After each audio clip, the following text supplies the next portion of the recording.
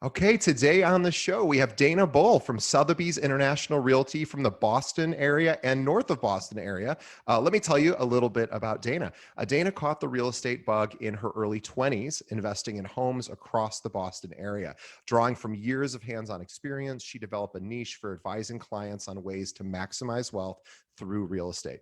An active voice in the real estate arena, Dana has been a columnist for the Zillow Group and has written for Zillow, Inman, National Association of Realtors, among other publications. She's a frequent expert in the media, and her commentary has been featured in the Wall Street Journal, Forbes, the Washington Post, and countless other outlets. Dana is a certified luxury home marketing specialist and the marketing director for Team Harborside, which is the #1 Sotheby's International Realty team on Boston's North Shore. Please visit her website at danabullrealtor.com. Again, that's danabullrealtor.com. And welcome, Dana, to the show. Thanks, DJ. Thanks for having me. I'm so excited because I am also a writer, although certainly with not as many of the credits as you have earned. And you have a lot of opinions, and we're so excited to have you to tell Famous our last audience. Words. Yeah. We will not torpedo your career in this in this interview. But we definitely want. I would love to know a lot about sort of your thoughts about the current state of affairs in real estate. But before we get to all that, I'd love to know your story. So how did you get into real estate? How did you get involved, and when and why? Sure. So I got into real estate more so on the investing side. I graduated college in 2011 with a freshly minted marketing degree, right into the recession. So it was slim pickings in terms of employment at the time. I landed a job a great job that I wasn't passionate about in tech marketing. So I was selling software. But in the background, I had kind of this side hustle with my boyfriend, and we were buying real estate in the Boston area.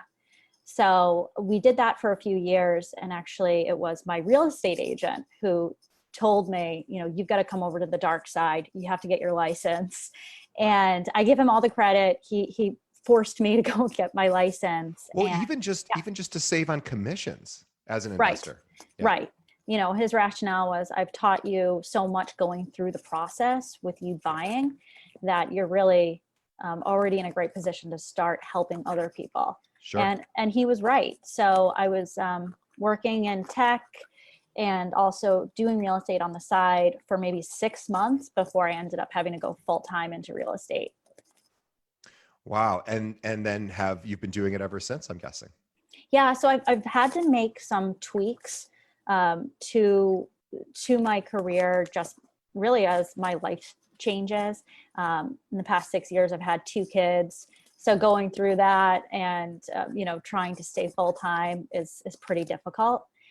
So I've done a lot in terms of building up my referral network and referring out a good portion of my business out to other agents. And I also do marketing for a team. And I love that aspect of my job where I basically get to put together all the promotions for our exceptional properties. So that's Sure. Anything that is a multi-million-dollar listing, or just anything that's historically significant or different, or something that we need to promote through some unique channels. Yeah, that's so interesting. Your path has been really, so many people get into the business as investors. So that's such a common reason to get a license, whether they ever help individual buyers and sellers or just their own transactions. I know at our firm, we have about 700 realtors here, and I don't know, I'd say at least a fifth of them are investors. So it's very, very common reason why people get their license. And maybe traditional agents don't always know that, who are only working with, retail clients and the public. I think you're right too. Like having that experience with your own investments really sets you up in a way that maybe other agents without that past experience to allow you to better service those clients. And I imagine, did you also work with a lot of investors too, simply because you knew that landscape really well? So that's how it panned out. In the beginning, I was fortunate in that I was 25 years old when I became licensed. And so I was in just a prime time to serve my friends and my family. And Sure. that really started to snowball. So at that time, everybody's thinking about oh, should I buy my first place? Right. And who do I know in my sphere? Oh, Dana, she already owns 5 properties. She must have an idea of how this all works. So it was kind of a layup. And that, when you think about it that way. But what was strategic is that I really branded myself towards helping my own demographic. Smart. And it was, easy because it was front of mind. I knew what I was doing, but I also kind of I built out systems Yeah. for that aspect of the business. And so I was able to kind of tailor the experience for buyers and offer something that other agents weren't able to offer. And I feel like I was able to connect with my clients on many different levels because we were kind of in the same point in life, right? Yeah, I mean, I bought my first place when I think I was 29 or 30, and I was one of the last. This is back a million years ago, but I was one of the last people, to do that in my peer group because I was like the poorest of all my friends at the time, so I just couldn't do it. And so, yeah, I think getting your license in the mid 20s after already investing in a number of properties really does set you up to help your peers and all of the people in your sphere of influence. But you're really a marketing person at heart as well, right? That's really where you spend a good chunk of your time now. I Yeah, love talking to marketing people. I'm a marketing person at our company, although in a different capacity than what you do. But I would love to talk marketing with you because we don't really get to talk a lot about that on the show. And sure. just talking about what you think agents get right, what do they get wrong? If somebody's out there thinking, obviously the business is all about finding new people who need your services, which a lot of that is covers through marketing. And would just love to get your thoughts and ideas about how agents could improve their marketing in 2021, and maybe just some things that you see working and what you see maybe that isn't working. Do you want to start with marketing ourselves as agents or as Yeah, I marketing think the that's a good properties? place. Okay, Yeah, let's start with ourselves simply because for a lot of our listeners who maybe feel like they should be busier right now because rates are so low and people have been inside and maybe itching to move. But of course, we're limited in our ability to physically move around. There's a lot of agents that I know, at least at our firm, there's a lot of agents that are frustrated who are going, how come some agents are so incredibly busy and others aren't? I know there's no easy answer for that, but would love to. They are always like, what are they doing that other agents aren't doing? And I would just love to pick your brain about what you see working with marketing yourself. sure. So the first thing that I would do, and I did this for when I was building my investment portfolio, and I also did this with my own business, is I don't want to look at the business in a vacuum. I want to step back and look at it in terms of my life and what are my goals, because a lot of times when you're putting together your business plan, it doesn't play nicely with some of the other goals that you have for yourself, and you become frustrated because it's unachievable in the Right. grand scheme of things. So I think once you're able to do that, you can set some, kind of build this business for yourself that just cooperates with everything else that you have going on. So for instance, for me this year, I just had my second baby. He's 4 months old. Congratulations. Thank you. So, what do I want to be doing this year? Well, I kind of want to be going to mom's groups, Sure. because I want to make new mom friends. But that's also, a benefit of that is meeting new people in my community that are in a situation where they might be looking for a new home when, it could be in a few months or a few years when they have another kid. So, just Sure. kind of going out there and networking, but also making friends, right? So, but I think that that's a mistake that a lot of people make is they set these really aggressive business goals, and then it's they don't set themselves up for success because it has them working every single weekend or every single night, and they're going in a million different directions. um, so the other aspect is I really try to narrow in on that focus. I say no to opportunities every day. I say no to almost all opportunities. I know that sounds crazy. But for instance, I refer out about 90% of my business and I keep Wow. about 10% because I will only take on a client if I know that I can absolutely knock it out of the park and if they really kind of fit my super specific criteria. So I think that because I've said no, no, no so many times, it's allowed me to really focus on the things I can say yes to. which is something that I think most people are afraid to do. But Yeah. what it does allow you to do is you're able to every day focus on the aspects of your job that you really love. And then I think you end up having more business coming your way because you become an expert, right? Yeah, it's that jack of all trades, master of none, I'm right? So done. Right. it's yeah, and it does a couple other things too. By saying no, what you're really doing it from a, I mean, assuming it's from a very authentic and honest place of, I could do this possibly, but I have somebody else that would do a much better job, or I just don't know that area, Mr. or Mrs. Client, and it really doesn't make sense for me to represent you because someone else will do so much. I will find that person, or I already have that person. They're gonna take amazing care of you. I mean, that is an incredible amount of trust that just is established from the client, that you're willing to step away. You're not saying, I'm not taking care of this, but I'm going to give you to somebody that will do a better job. And that's a very powerful thing to build trust. Also respect. 9 out of 10 agents wouldn't do that. Probably, I'm just making that up, but that's probably about the statistic. Probably 8 out of 10 agents would say, I'll take the listing, or I'll take the buyer, and I'll just learn the stuff along the way. I think that is a really powerful way to also, yeah, just establish yourself as an honest, trustworthy person who really authentically wants to help the client in the best possible way. And of course, it builds great relationships with other realtors who might be able to, with your super strict criteria of who you do work with, maybe they'll be able to pass, business back to you. Exactly. And so I think when I look at my business, I've spent a significant amount of time kind of perfecting the areas where I work, but an equal amount of time networking with other agents and trying to find agents who, um, you know, this agent specializes in distressed properties, or this Right. agent specializes in commercial, or whatever those various niches are. I think it's just as valuable for me to be able to make an introduction as it is to serve the client.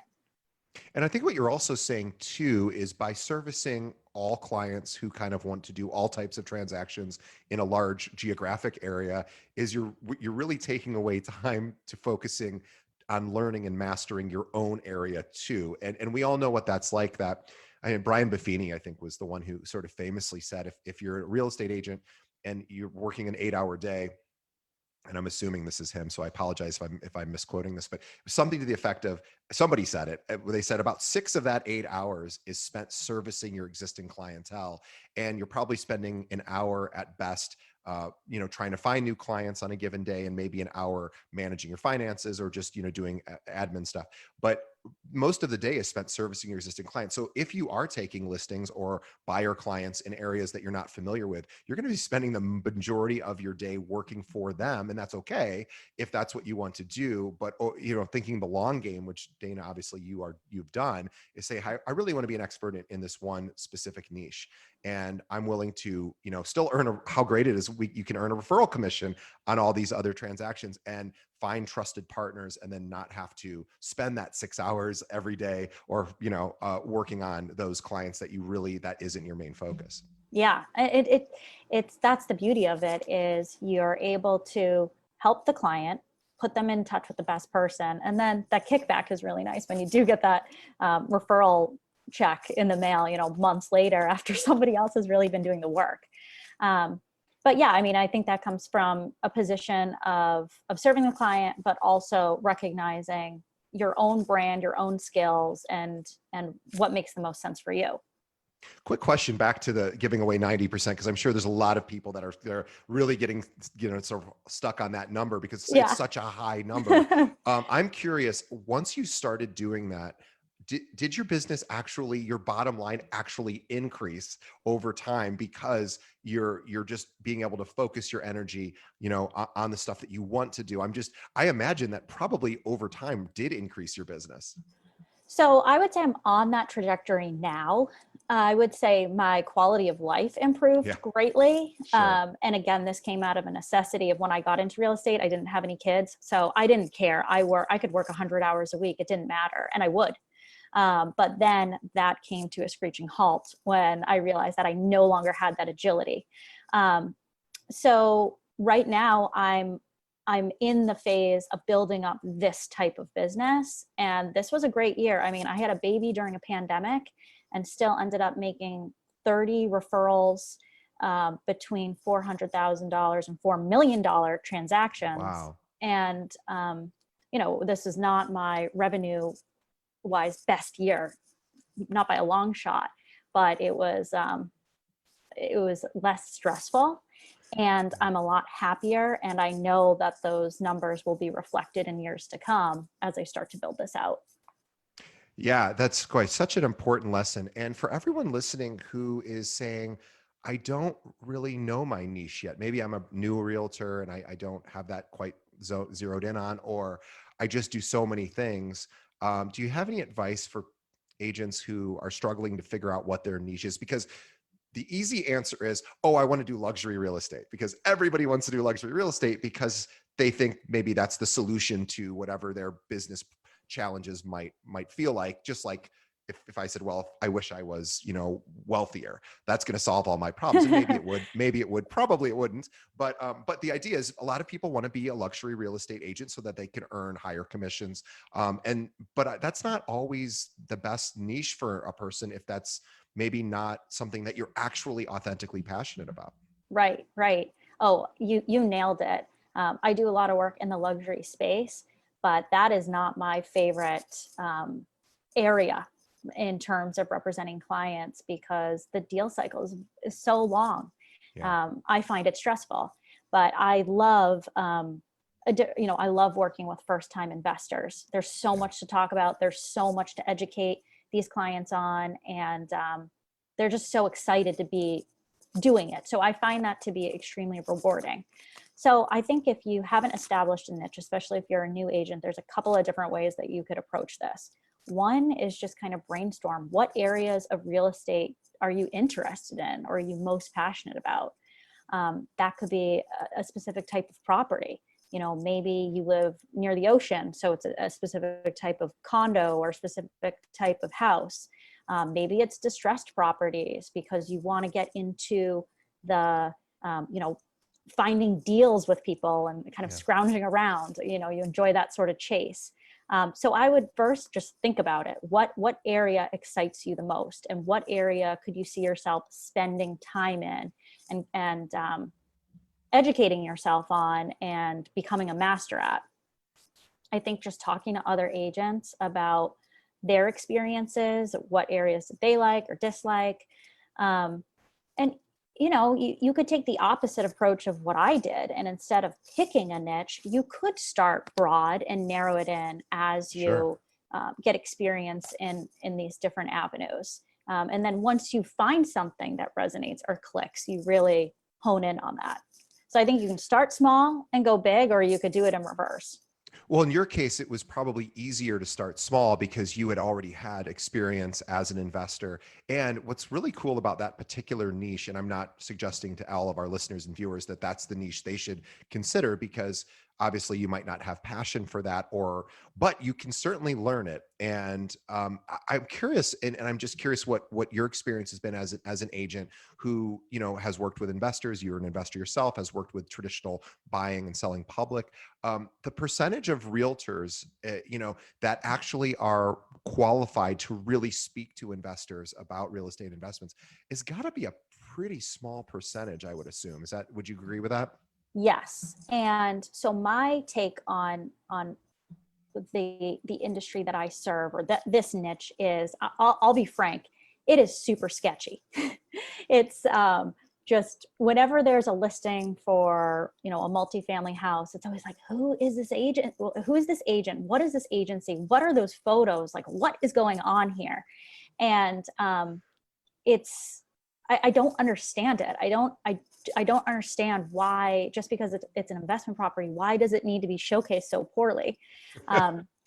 It doesn't make any sense to me. But yeah, you never even see professional photography for right, multifamily. like what's up with that? Like, why is it so hard to just have a photographer take a high res photo? I don't know.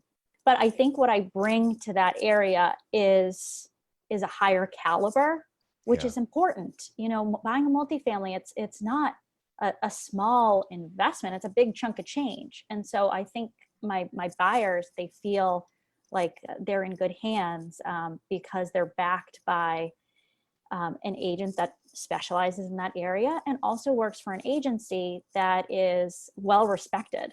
Right. Sotheby's International Realty is known as being a luxury brand, although that's not all we do. But I think people just feel like they're in good hands. Yeah, I agree. I mean, obviously, the Sotheby's brand is a huge, huge brand, and for a lot of different reasons, and it carries a lot of weight. But the fact also that you do investment, which you think luxury equals Sotheby's, of course they do, and you said it's not all they do, of course, as well. But you're right, and I think you do see that a lot. Back to the investment side, where you do see these listings from these agents that you've never heard of, with these sort of strange listings on the MLS that seemingly aren't all that professionally shot or described, and but that's the other thing too, is that agents oftentimes think that, well, I don't want to get into investments because I don't know any investors. And the reality, it has been my experience with working with lots and lots of agents over the years, that they say, oh, finding the investors is actually the easy part. The money part is really easy. The hard part is finding the deal and finding something that actually makes sense. But I think it's also important for all the listeners and viewers to note that, especially people who skew younger, they are learning about house hacking. That is a very common term that is being talked about all over social media and in the news. So as an agent, if you're not talking to even your traditional buyers and sellers about whether investing makes sense for them, just assuming that they're not interested, they might be studying that on their own. Right. And especially with house hacking, what's so great about this specific niche is it's usually not just one transaction. Right. These clients end up purchasing maybe another investment property, or ultimately their primary residence at some point. So, that's why, and the deals are hard. They are very difficult in terms of all the red tape that's involved when you're purchasing a building that's tenanted, and just a lot of times they're distressed. So there's a lot of intricacies there, but you can learn it. If it's something that you want to get into, you could partner with another agent in your firm and see if they can mentor you. And obviously you want to add some value there, but that's definitely, when you're exploring these different niches, I think partnering up with somebody for a couple of them isn't a bad idea. And again, Yeah. people don't want to do that because they don't want to lose the commission. But Right. it's really an investment in yourself and in your business to learn how to do it the right way. So yeah, and what I recommend to agents too, if you're newer especially, is to try everything. I mean, try rentals, try residential rentals, maybe even try a commercial space. Try on the investment side, for sales, multifamily. Try as much as you can to see what you actually enjoy doing. Work with buyers, sellers, renters, investors. This was the one of the two approaches you had mentioned, which is sort of cast your net wide, at least initially, and to figure out what you, maybe even more importantly, what you don't like to do. Maybe Yeah, that's that's the what I was most going to say. important part. Yeah. Yeah. And find out, you're going to find out real quickly what types of clients you like to work with, and what types of areas and types of transactions that appeal to you, and which ones you're like, oh, I never want to do. A lot of times, for example, back to investment, a lot of people like working with investors simply because they don't necessarily always want to deal with the emotional side of traditional buyer and seller behavior. They really would run to just handle more of a, here are the numbers, does this make sense, and the investor says yes or no, which tends to be easier dealing with emotions. However, the cycle time can be longer, a lot more can happen. People don't necessarily have to live in those homes that are investors, so it could be a bit more challenging and complicated. But it also, just try things, see what you like and dislike. Once you find out what your niche is, then sort of I want to talk branding, because I know Yeah. that you're a branding person. So Dana, in 2021, it's actually now 2021. Tell us a little bit about branding, and maybe what agents could do to either further their brand, or if they haven't really ever focused on developing a brand, and adding marketing to fuel that brand. Maybe any sort of suggestions or thoughts you have would be awesome. Yeah, so I love the topic of branding. I think when a lot of people think about branding, it's in terms of things like having logos and taglines and visual materials. And I definitely think that's important. And I've been in marketing for about 10 years. And over the past 10 years, there's just been this increase in different tools and technologies that you can use as an agent affordably in order to help brand yourself. So if you don't work for a big agency that might provide some of those custom products, there's website building tools like Squarespace, where you can put together a really nice, graphically attractive website for yourself easily and affordably. There are page layout tools and design tools like Canva that are relatively intuitive. Years ago, when I first got into this space, we just didn't have access to these types of easy consumer products.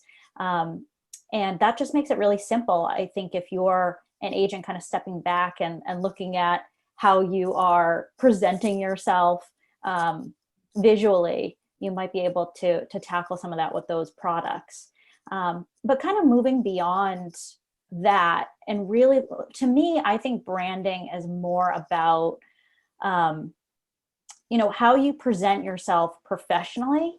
Hmm. And I think there's two areas that really come to mind when I talk about branding, and I think that's about being consistent, and I also think it's about setting a standard for yourself. And this is something that I've kind of been developing over the past couple of years.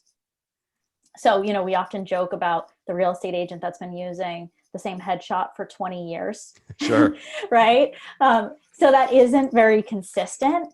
I think it's clients expect something when maybe they've been speaking with you over the phone, or they've been reviewing your website and you're going to meet with them at a listing for the first time.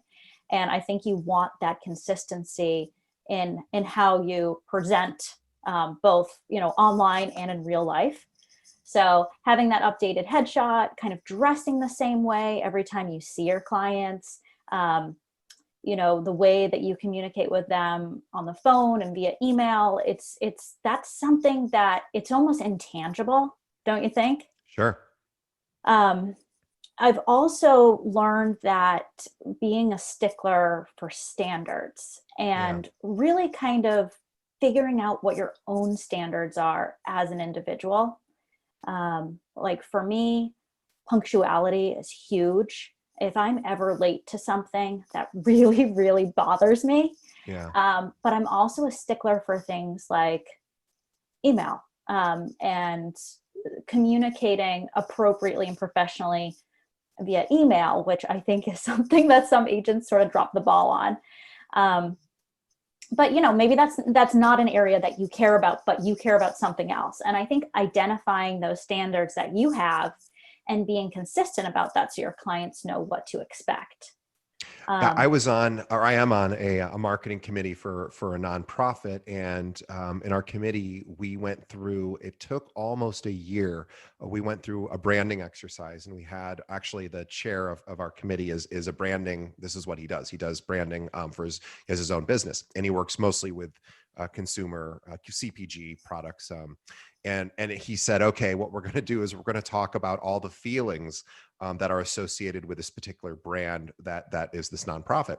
And I was like, yeah. Let's just get to the cool strategy of how do we present our product, and in this case, it's a service. How do we present our service, through marketing efforts? And he goes, no, that's the easy part. The hard part is starting at the beginning. And so what we had to do was really sort of counterintuitive to me, which was starting with what are the feelings that I want associated with this brand, and more importantly, what are the feelings that are already associated with my brand, with this brand, and what are the feelings I want people to think about me, and who am I as an individual, or who am I as a company? What are my true values? And so we took that was about half of the year, was about 6 months of us just going through, and people don't have, real estate agents don't necessarily have to spend that amount of time on it. But I think you're right about standards, is really starting to think about who are you as an individual? Are you somebody that's really punctual? And if you are, is that important to you? And how can you, what is your standard for punctuality? Well, if that's part of the brand that you want to project out there, and of course, it seems like it would be for a lot of agents, then make sure that, you have a standard for yourself that says on time is 10 minutes early, or whatever that is. And then you just have to abide by that one standard. But I also just wanted to touch real quickly on communication, because really you're talking about communication, and whether it's, physical communication where you're in somebody's physical space, or it's electronic communication or digital communication, social media. You're absolutely right. Or text messages. I think text messages is probably where a lot of agents don't have a clearly defined standard or boundaries around how they communicate, how often, how quickly. Do they put punctuation at the end of their sentences? These are things that, like, as an agent, you really do have to think about, is like, who are you as a brand, and then are you acting consistently with those values? Yes, yeah, and the texting thing is tough, right? Mhm. Because the meaning behind what you text can so easily be misconstrued or Sure. misunderstood. Um, but yeah, you actually raised a really interesting point with doing that deep dive about the feelings and the emotions that are associated with certain brands, and that is so important. And I think with real estate, we're really just kind of at the tip of the iceberg here. Um, as you mentioned at the beginning of the podcast, I work for Sothebys International Realty. And I think that our brand does that really, really well, Oh where they yeah. lean into the lifestyle. And Mhm. actually, as an agent, starting to think about the homes that you're selling, more focusing on the lifestyle and less so about the features and benefits, and if Right. you can pitch that lifestyle, understand what it is that potential home buyers want, and really making that connection, um, that's an easier sell. So Yep. I think Absolutely. agents, even going back 10, 15 years, it would be, well, let's find a house that checks off all your boxes. And I would encourage you to go a little bit deeper than that. How is this house going to improve that buyer's life? What Right. they want to be inspired by a certain property. And that's true across all budgets. So it doesn't just need to be a luxury home for it to um, excite someone, or um, you do need to pull at those emotions and the why are people moving, why are they coming to see this house, right? Yeah, knowing your why as an agent, about why you're in this business, and what you're doing to, for your clients, is important. And more importantly is knowing the client's why. And if you can know your client's why, it helps make a lot of the more objective parts of the business. So that why is the subjective part, right? So this is what the client is wanting for their family, for themselves. There's lots of emotions tied to these decisions, and then there's all the objective parts. And so, this comes into play when, you have a seller, for example, who's not willing to lower their price on their home, and yet you as the agent go, I know they absolutely need to lower this price. And if you're just battling with them about this objective number, that may or may not, work. But what you can do is go a bit deeper and say to that client, let's revisit your why. Why are you selling this property? Well, you want to move your children to a different school, that has better education. Okay, well, now, and then you can start to talk about getting back to the why, and then realizing maybe that price reduction isn't as important as it just seems as a number, because now you're getting into someone's why. Right. And helping them envision what the future looks like, and the future might be held back by $5,000 in a Right. list price, right? So kind of painting that picture and deciding what's important and how important. um, I want to go back to I want to just circle back to Sotheby's for a second, because it's such a great example of branding. As a company, Sotheby's, everyone listening who is familiar with the brand Sotheby's, which I assume most of our listeners and viewers are, what words come to mind, and you can just sort of say this silently or out loud to yourself. But, when you hear Sotheby's, we think about, luxury, we think about professional, right? They are very, very intentional with the material they put out. Now, of course, they're a huge company, so there's lots of resources there, but they very intentionally created a brand to appeal, number one, to a specific kind of realtor who can serve clients who are attracted to that brand. Of course, every agent is their own brand within that larger brand, but think about, what if you're working at a company where you should talk to the company about what their branding is too. Maybe you work for a smaller firm where there isn't much thought about branding. Well, does that affect your business? Maybe it does, maybe it doesn't. But when you work at a firm that does have a specific brand, how do you fit in within that brand? What materials are you sending out that are complementing what the corporate is doing as well? Or are they in conflict? And so I think it's really, really important to sit down and just sort of figure out, what are the feelings and the reactions you want from clients who work with you, and is that consistent with the company you work for, and then also with the communication that that you're putting out. Absolutely. And yeah, Sotheby's certainly holds that sort of, when people think of Sotheby's, they think of excellence, they think of Yeah. luxury, they think of an aspirational brand. Yeah. And, sometimes I have this is, I mean, I guess a good problem to have, but people are like, oh, you only do luxury. And that's actually not true. Sure. My team, I handle the marketing for my team, and we've sold everything from tiny little cozy condos all the way up to multi-million dollar waterfront estates. And Sure.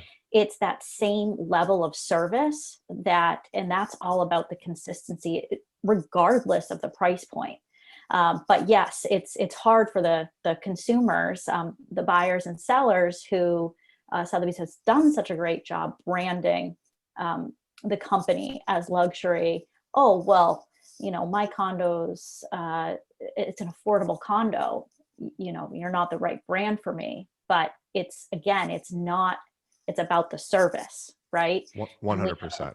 we have a process for how we handle listings. And that's another part of your branding too. I think when you're articulating your value as an agent, what is it that you're bringing to the table when you're serving buyers and sellers? And I almost, in my head, kind of think of it, for lack of a better term, but like a menu, and this could be Yeah. a checklist in your head of, okay, so for my listings, I, create a custom property website. My standard is high resolution photography across the board. I do not care if it's an investment property, a luxury home, an affordable home. That's just the standard. And then every property gets an email blast, social media ads. We pitch it to local press. We run advertisements, and you as an agent can kind of come up with your own set of offerings and then figure out how to fill in those gaps if you need to. And in addition to that, we should also talk, and that's all just amazing stuff. So as an agent, let's think about, what do we want to provide to our buyers and sellers? What are the standards for service? And maybe you shouldn't have a different standard, whether it's a distressed property. In other words, hey, you know what? I'm not going to spring for the professional photography here because it's a $50,000, distressed property that is only going to net me a small commission. But what if another buyer or seller sees that non-professional photography has a negative association now with your professionalism? If professional photography is important to that consumer, and we live in a digital social world where we're only looking at professional photos because everybody has filters on their phone. So, if what is your standard for service? And this is the time to think about it when it's a little colder. There's probably fewer buyers and sellers, and this is the time to really evaluate. What are the standards for customer service? When am I going to return phone calls, texts, and emails? How do I communicate that with my clients so that they understand my standards, and so that they're not, so much of this job, I think, is alleviating anxiety and making sure your clients aren't sitting with too much fear as much as possible. But that all comes from having communication standards as well, and just making sure that they know when you're going to reach them back. What is your policy around that? And that's branding as well. Are you Right. going to start or end every email with "thanks for reaching out," or "hey," or end with "hope you're having a wonderful day"? Sounds silly, but those kind of things have an impact in a cumulative way. They all add up. Yeah, and especially even like you said, having a email opening sentence or closing sentence that you use all the time when you're in the middle of a transaction with a client and things are going awry, it's almost comforting sometimes to receive just that, oh, okay, this is what we're used to, everything's fine. I think that clients sometimes find that comforting, and especially just staying consistent regardless of what the situation is. And also, one other thing that I have learned over the past couple of years is it's not just about you, it's about your team, it's about the people that you are referring your business to, part of the process, and also kind of outside of real estate, but in complementary fields, right? Like if you have attorneys or tax professionals that may coincide with real estate or with wealth building that you're recommending. I think it's imperative to find people that are committed to excellence in the same way that you are, have your similar standards. And it's also a bonus if you can find people that are similar in terms of their personality or business Yeah. style as you are. And that's really tough to do. But, I think your clients are working with you because they like you. And then when you niche down, you start attracting the clients that you want to work with. And then the reason they're working with you is because they like the way you conduct yourself professionally. And it Right. only makes sense that when you're bringing on complementary or recommending complementary people, that they're a reflection of you. And again, the consistency is key. Yeah. So, but that is hard. Oh, And for sure. it's really hard to build up your book of service providers. They drop the ball one time and then you're pulling your hair like, can I keep recommending them, or Right. are they not the right fit anymore? But yeah, that is, I think, one of the hardest areas in this industry is building those connections. Yeah, and it's so important because agents, at least a lot of the agents I've had, and probably every agent I've had on the show, has said they want to be the person that their clients come to with anything tangentially related to real estate. So whether it's, hey, I need a contractor, or I need somebody a plumber, or anything that's related to real estate. I need a lender, or an accountant, or an attorney, or a financial advisor, et cetera. And so this is the time to think about what your brand is, and now reach out to the several service providers in each of one of those categories and say, hey, I'm looking to add somebody to my professional team here, and I want to tell you a little bit about how I conduct my business, and here's what I do, and here's the kind of people I might be able to send your way. I would love to know a little bit about your standards. How do you, and I maybe wouldn't use that word, but tell me about, can I talk to some of your clients, even, and start to get a sense, as Dana just said, of who's a good fit, who seems to treat their clients in the same manner and has it with a similar personality as you. And that, boy, that you're so right that is so important. And holding them accountable for that is absolutely okay. Making sure that those providers are, because of course it does reflect poorly on your brand if somebody drops the ball, and that happens too. But so always kind of evaluating and reevaluating those connections so that, when you're referring people out, that you're confident that they're going to do a great job for the client. And it's funny that you brought up the point about agents wanting to be the hub for all real estate issues, concerns, problems, solutions. And I'm almost embarrassed to admit that when I started my career, after the closing was finished, Like, I'm done. I would get, yeah, I mean, in my head, I've kind of, it's, you lose the momentum, right? When you're working with new clients and then your old clients crop up and they're like, hey, my sink is leaking. do you Yeah. have any recommendations? And it's like, oh my gosh. But I have tweaked my mindset. I've done a complete 180 on that. And now I'm like, bring it, bring your questions to me. I am happy to answer those because it's a compliment. It means that when they think real estate, they're thinking about you, and Yeah. that's what you want. And then also, I will chat real estate with anybody anytime, because what I've learned is the more conversations I have, the more deals that I do. It's Yeah. that simple. Yeah. And especially in real estate where, hey, just because they're not a good fit for you and for your niche, that doesn't mean that you can't capture them and refer them. And it might not be a straight line like that, but at some point they might have a friend that's in your looking for something that's in your wheelhouse, or business may indirectly churn out from that. So yes, I will, and I'm sure there's agents listening to this podcast that are thinking, yeah, I get so annoyed when people call me or text me about like a leaky toilet after they just bought $1 million house. But don't be annoyed. Don't make that mistake.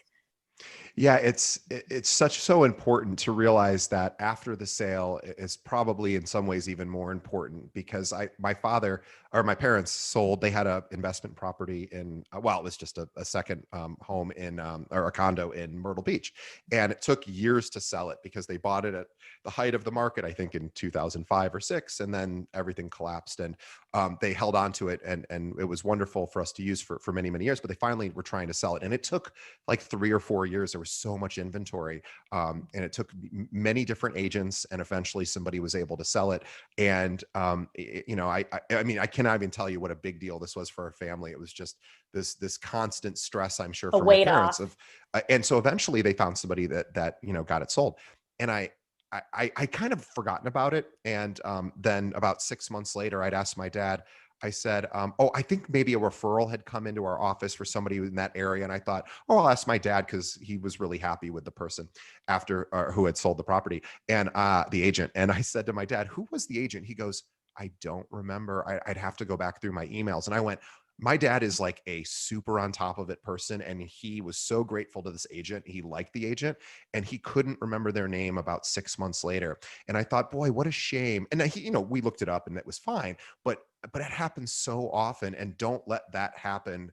To anyone listening, you don't want that to happen, because my parents liked this agent and couldn't remember their name. And, again, the agent might have thought, oh, these people live in Peoria, Illinois. They're never going to have another referral for Myrtle Beach. Well, yeah, that's true. But I needed a referral. So, and eventually we figured it out. But, there's ways to stay in touch, maybe calling people on their home selling anniversary or home buying anniversary, and just saying, hey, I was thinking about you. It was 3 years ago today that you bought this home, and I just wanted to say happy 3-year anniversary, or whatever. That's a simple, easy way to stay in touch that anybody can do and costs $0.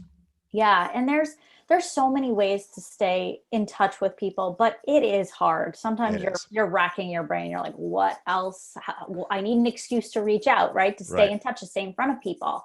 I think that if you read books like The $1 Million Agent, or if you read Ninja Selling, they're Yeah. all going to harp on the proven, studied methods of you need to reach out to people 8 times, or have Hmm. 12 touch points, or um, whatever the metric is, and that's a lot. So Yeah. there's a few tactics that I use, and I would say that I'm about quality over quantity Yeah. when it comes to actually serving clients, because again, I will only take on a very select few clients. um, and some of the tactics that I use are, I send out an annual review every Love year. it. And I've got it down kind of to a science. So this is on in the month that it would have been their purchase anniversary, just to cover trends that are going on.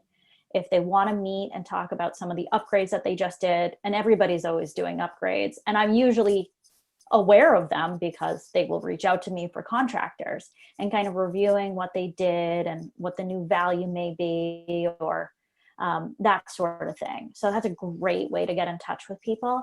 I also think it's super helpful to give people a snapshot of their property value over the course of time. So I like Love to it. go back 20 years and say, Wow. this is what your house is worth. And just so you understand the market trends, this is what it looked like in 2008, and kind of show them, look, because people, it's fresh in their minds, the last recession. So they want to see how much their property has appreciated since then. So Right. that's a really interesting way to kind of grab people's attention. Um, every year, I don't just send out a Happy New Year's card. I actually put together a magazine. Oh, I Um, love that. so I used to have to create those myself using a platform like InDesign, which was Yeah. super cumbersome. Yeah. You can do that. Fortunately, my company just made something available where we can do those nice printouts and spreads. But I just do a write up about my predictions for the new year.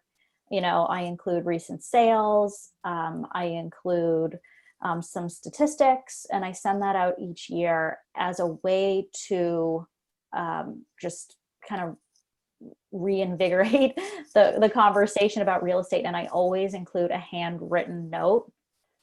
So Love these that. take forever. I I mean, it bet. takes me like 2 straight weeks, no more, 3 weeks to go through all my clients and put together everything. But the returns are huge.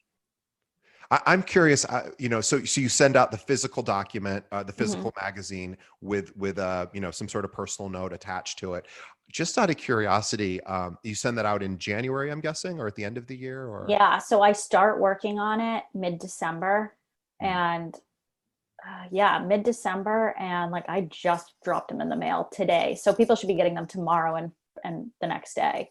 So and So now I'm it's the end of almost the end of January. Well, but that's how long it takes, and I'm Yeah. curious, is the return? And again, you're not doing it to get a return, but it does naturally happen by, like you said, reinvigorating people's interest in real estate, and also remembering that you're the person. And so that does both of those things, and also shows that you care, because you didn't just throw a Happy New Year card in the mail with, printed somewhere without, any sort of personalized, note. You wrote a note on top of this wonderful magazine.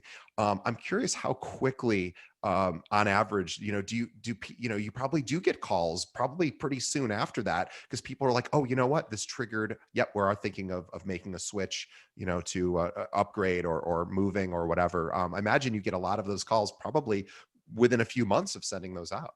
Oh, I mean, usually I'll get texts like That's the awesome. next week, but this is certainly tied to my sphere and Yeah. the stage of life that we're in. It's so easy writing these notes. I mean, it's an exciting time. Everybody's having babies. Yeah. I'm invited to 20 weddings this year.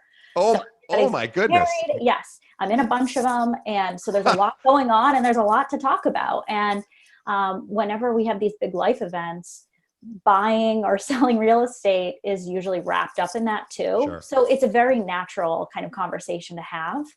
Um, but yeah, it's just an exciting time, and people are excited about real estate. So, but yeah, it's a lot of effort. But for me, I could do basically no marketing, but if I just do that one thing, Yeah. to stay in front of people, it's that powerful.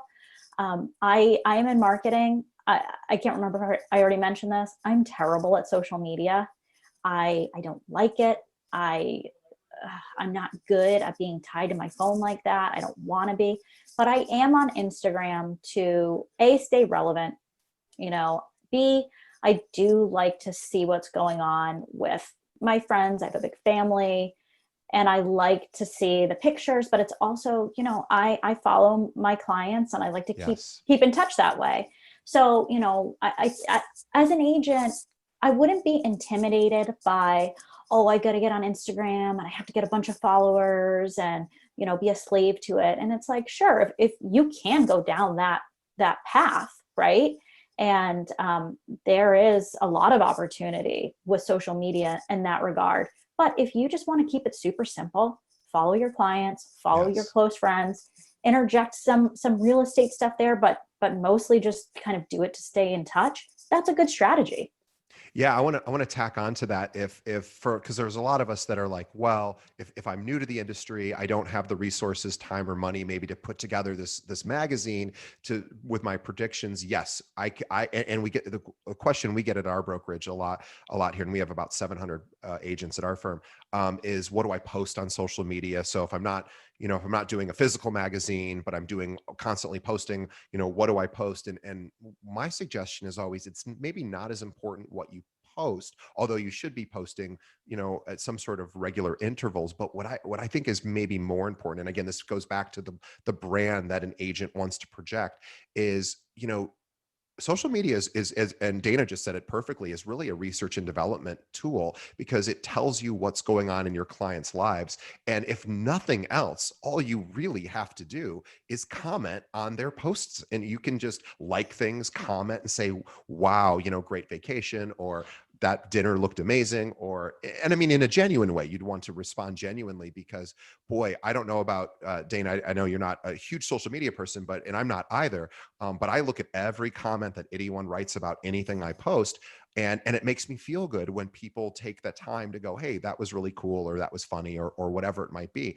And that is 100% free. It's not something that you have to rack your brain to do. But if you can consistently, for 10 to 15 minutes a day, jump on and just, again, you're following your clients, comment. You don't have to comment on everything, but comment on a few things. Or if it's even something really significant, like there's a birth of a child or somebody got a new job. And by the way, LinkedIn will tell you when people get new jobs and when they celebrate work anniversaries. You just go into your LinkedIn feed and it tells you. What a great reason to even pick up the phone and reach out and say, oh my gosh, I just saw that you celebrated 8 years at your company. That's a big deal. Like, congratulations. I just wanted to let you know I was thinking about you. That, that's branding, right? Branding Right. is, if it's important to you that your clients feel that you care about them, then you better care about them, which means you better be paying attention to their lives. And social media is maybe the easiest way to do that. Yeah. Yeah. Actually, that's a really good idea about LinkedIn. And it's work for some people. For other Yeah. people, this comes so naturally. So people are like, Right. well, why wouldn't you just be on Instagram? It's so easy. I am I'm actually an introvert. Most people would disagree because I don't come off that way, but I'm totally content in this work from home environment, Sure. and I'm fine not talking to anybody all day. It's an Right. interesting career path that I chose considering that, but so it is kind of work for me to kind of go down the rabbit hole of social media sometimes. Sure. But yeah, so if that's not your thing, that's okay. Like, I'm here to say Totally. that is okay. Figure out what your thing is, figure out your brand. Know that you're going to be missing out on opportunity, but you can accept that, right? Right. And I'll also say too, is back to this sort of what you're supposed to post. Like, don't worry as much about what you're posting. Worry about the interactions, or don't worry, but think about how you can interact with your clients through social media and celebrate the things that they're celebrating along with them. If that's all you do and you never post on social media, you will be still at the front of your client's mind because you care and you're demonstrating that. And again, it goes back to, what do you want your brand to be? I know plenty of people, introverts. I talk to a lot of introverts who are on the show, who have become incredibly successful. Going, I'm not an extroverted person. I don't like projecting my entire life, in particular on social media. That bumps up against some privacy and boundaries I have. But what they do is they deepen the relationships by participating in their clients' lives, and that's so. I always think, don't focus so much on what you're posting, focus on much on how you're interacting. Yeah, I love that.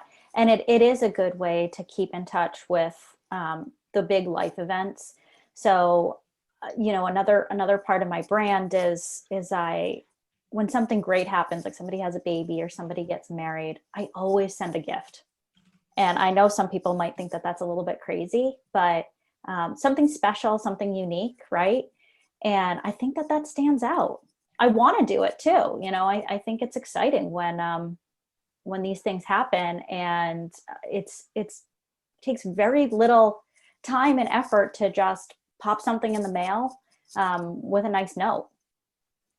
Yeah, 100%. And just, this idea of, the gift itself is a lot less important than just remembering and celebrating with them, and whatever amount or type of gift or recognition you want to do is probably more than other professionals in their sphere who are connected to them are doing. I know that during the pandemic, I've said this on the show before, but just in case anyone didn't hear, I was sort of paying attention to see, out of all the professionals that are in my sphere, people I hire, to, my accountant, my dentist, my person who cuts my hair, and all of those things. I was just curious, like, I wonder who's going to reach out to ask how I'm doing. And we don't necessarily, I wasn't expecting anyone to. I was just kind of interested to see who would, and only Was it your one person. dentist? Was it your No, dentist? it was the person who cuts my hair, the only person. Oh, And no, see, my dentist, I go in every 6 months, so he probably yeah. doesn't really have to, because it's like clockwork. I never miss. But again, and I wasn't expecting anybody to do it, and I certainly am not. There's no punishment for people who didn't.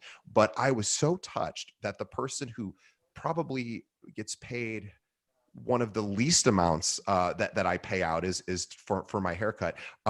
And as far as all the different service providers I use, that was the one person who did. And I already have a wonderful relationship with her, but I thought, all those other people could have reached out. I mean, the pandemic, it's still going on. They could still reach out. And again, I know it's cumbersome, it's difficult, even if it's just a text message. There's lots of ways to demonstrate that you care, and really think about your brand. And there's so many tools online that will help buyers and sellers without you, right? There's Zillow, there's Trulia, there's realtor.com, there's all sorts of calculators and AI assistants. But those have a hard time demonstrating care and sort of consideration, right? They're very good at those tools. Well, that gives you the opportunity to fill that need. And if you do that, you'll never lose a client to another agent, or not never, but you're unlikely to lose clients to someone else, or to just a non-human, system. Yeah, real estate is deeply personal and also deeply strategic, Yeah. and that just can't be replicated right now with AI or technology. Yeah. Well, I agree, and hopefully they don't figure that part of it out for They're getting AI, or close, else I though, guess aren't we'll all they? be out of work. Um, but for now, it's funny. I will mention this one. This is like what I do all day. Is I recruit realtors. That's my job. And so we were actually talking about this morning. We were talking about with my team how we would go about recruiting, and what we've always done in the past is just basically call people. We call them and offer them the opportunity to chat with us. And if they're not interested, no big deal. And that's really all that we've ever done. And we've sent emails before, but we don't really do that anymore. So all we do is these phone calls, and we started thinking about what are better ways. And so I'm taking my own advice, and we are now going to start following lots of people that we would be interested in recruiting at our company as agents. And we're going to be participating and commenting on their social media, pics, profile, their business pages. Anytime they have success, our team's going to be calling them, say, hey, we just noticed you closed a big listing. That's awesome. Things like that. We're actually taking this ourselves, because we want to be the brand at our company that shows that we care about agents. And we're hoping that we care just a little bit more than their current firm, which is maybe would give them the reason to move over. So I am actually doing this exact same thing myself with respect to social media. So again, you want to follow your clients, as Dana said, of course, participate with them. And then, anything outside of social media, because if social media isn't your thing, great. Find other ways to do that. Writing just a handwritten note like Dana does with, with their annual sort of review, and that magazine is, nobody even does that anymore. Like, that's a huge thing. I imagine that probably even goes further than the cool magazine that you put together. Yeah, they both, I think they both get a good reaction. Yeah.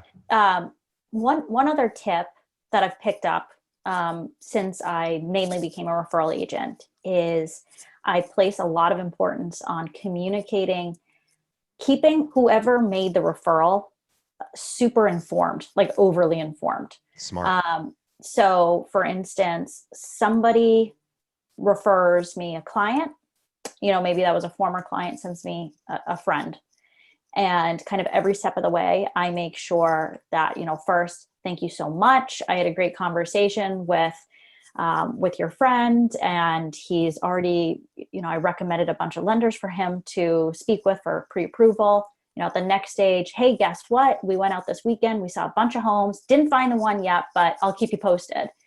Once they get something under agreement, another text or whatever, and just kind of keeping them involved, because that makes them Wow. feel good. Like, oh, I did a good job um, putting this connection in place. And I also love it. doing that with other agents. Yes. So if an agent refers you business, or this could be one of your professional vendors, or anybody, literally anybody, just keeping them informed along the way and kind of sharing the success with them as you go through the process is that's a standard that I have. I love it. And what a great place to wrap up. Because for everyone who is listening, if you are an agent and you do have a referral that is in a different part of the country, Dana's is in the Massachusetts area. However, she refers business all over the country as well. But if you're looking for an agent to refer business to, or that can, help refer business, Dana is an awesome resource for that. Or if you're just a buyer or a seller in the Massachusetts, area that is looking, if Dana can't help you, she will refer you to someone that is amazing as well, because she's taken the time to put that network together. But if there's anyone out there that is looking to work with you, your team, or a referral, what's the best way they should reach out to you? So my website is pretty much up to date, danabullrealtor.com. And I am on Instagram if you want to, see pictures of my kids and a few real estate photos in there. You can reach out to me there on Instagram. And what's your Instagram? Oh, Dana, it's very creative. Dana Bull Realtor. Easy to find. So everyone, and I also want everyone to look at Dana's website, which is danabullrealtor.com, which again, same for Instagram, at Dana Bull Realtor. But danabullrealtor.com is a really, it's a very intentional website. And I want you to go through that and take a look at it and see what the branding is that she has put into her business, along with the help, of course, of her company, of Sotheby's. But boy, it is so intentional and so very professional, and really highlights and gives the visitor to that website an idea of who she is, what she provides. And you can do that too. This is the year if you need to update your website. There's so many resources now. As Dana mentioned, Squarespace can do a lot of it for you, or you could hire people from all over the world now to help you, with WordPress and all sorts of other, or just somebody local that can do it. But make sure that your website reflects your brand, because people are going to look at it. Even the referrals that come to you that are going to work with you are going to take a look at your online presence, and they want to see that your brand is consistent with what they're looking for. So anyway, great opportunity. So everyone, check out danabullrealtor.com. Also, if you're a buyer, a seller, investor, a renter who is looking to work with an agent, reach out to Dana. You can do that right through her website. Dana, also, do you mind providing your email address if anyone wants to reach out? Sure. It's dana.bull@sothebysrealty.com. And you just reminded me of one thing. Since we started the first part of this podcast, I mentioned Squarespace. And actually, in the last couple of weeks, I think that they are going to be coming out with an IDX integration for Oh, wow. listings. Yes. So my website, I built my own website on WordPress, and Yeah. that's cumbersome, Yeah. to say the least. But I've built many websites on Squarespace, and I'm really excited if they start to roll out this option for us agents. I've been waiting for it for years. So, And I want to, so I know we were wrapping up. I want to make a quick comment about this, because we've wrestled with this with our own company for years and years, and I had to fight the owner, which we never ever fight, but we finally understand each other. So what Dana's referencing with IDX is a data feed that will connect to your local MLS and feed in the ability for people to search for properties. It's really no different than what Zillow does. Well, Zillow does it a bit differently, but same idea, right? And so for years, the argument that our owner would say, and he was not wrong, was nobody really needs our corporate website, or in this case, for everyone listening, your own individual agent website. Nobody needs that to be able to search for properties. And he's right, because of course, Zillow, Trulia, Real, there's a million places people can look for properties, but that's not the reason to to not consider it for your website. The reason to consider it is it makes you look professional, right? Whether somebody ever uses your search engine or not is not really the point. The point is, if somebody visits your website, you don't want them to have to leave your website to then go to Zillow or Truly or any of the other websites. So is it going to be a massive lead generator? Maybe, probably not, unless you're doing a lot of SEO.